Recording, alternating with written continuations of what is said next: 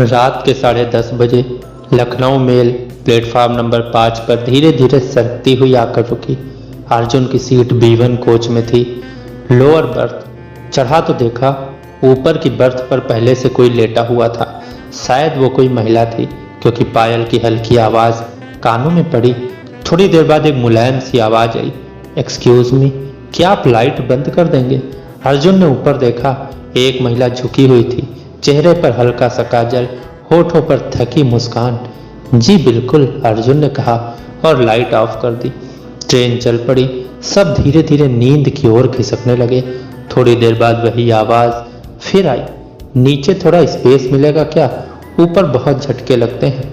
अर्जुन थोड़ी देर चुप रहा, फिर धीरे से बोला, अगर भरोसा है तो ये बर्थ दोनों के लिए काफी है। वो कुछ सेकंड चुप रही, फिर नीचे उतर आई। अब दोनों एक ही बर्थ पर थे, चुपचाप लेकिन नजदीक। ट्रेन की हल्की हल्की हरकत उनके शरीरों को एक दूसरे के और करीब ला रही थी।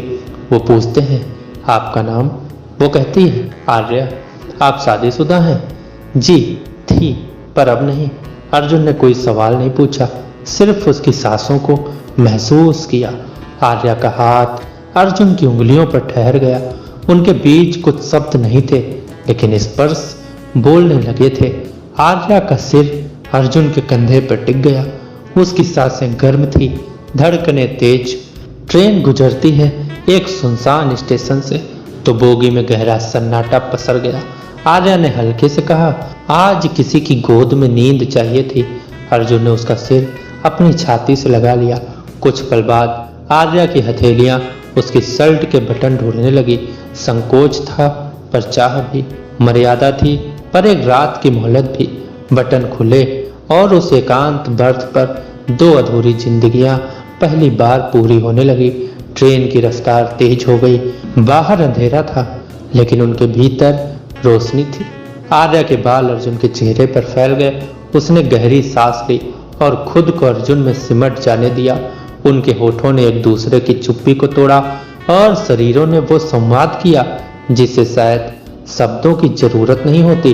वो पल कोई पाप नहीं था, बस दो थके हुए दिलों का सुस्ताना था।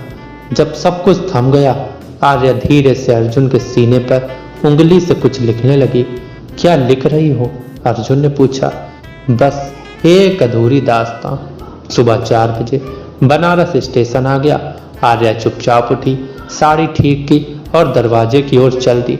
जाते जाते एक बार पीछे देखा और बस इतना कहा, ध्यान रखना मेरी अधूरी दास्तां तुम में जिंदा रहे।